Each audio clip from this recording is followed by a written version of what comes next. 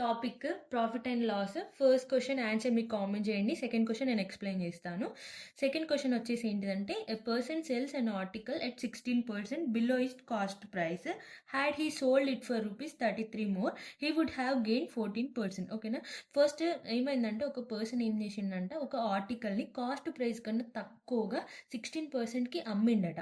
అమ్మిన తర్వాత మళ్ళీ ఏం చేసిండట అంటే, had he sold it for ₹33 more, అంటే ఇంకా ₹33 మోర్ యాడ్ చేసి దానికి he would have gain 14%.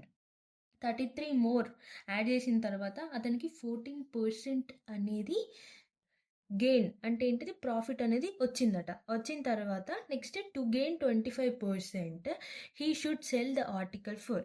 So మనకి ఇలాంటి క్వశ్చన్ ఇస్తే ఫస్ట్ మనం ఏం చేయాలి అంటే, ఇక్కడ మనకి సేమ్ ఈ ఫస్ట్ సెంటెన్స్ వచ్చేసి అదే ఆర్టికల్కి 16% లాస్ వచ్చింది, మళ్ళీ దానికి 33 మోర్ అంటే ఏంటి, ₹33 అనేది ఇంక్రీజ్ చేసిన తర్వాత దానికి 14% ప్రాఫిట్ వచ్చింది అంటే గెయిన్. సో ఇప్పుడు మనం ఏం చేయాలంటే, ఫస్ట్ ఈ 16%ని ఈ 14%ని యాడ్ చేయాలి.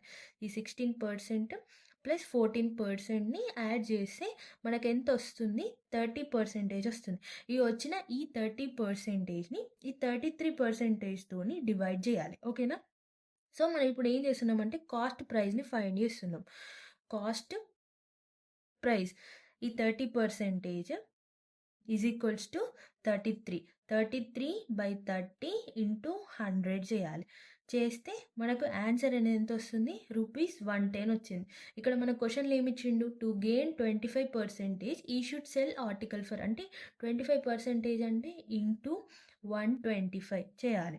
మల్టిప్లికేషన్ చేస్తే 13750 వస్తుంది.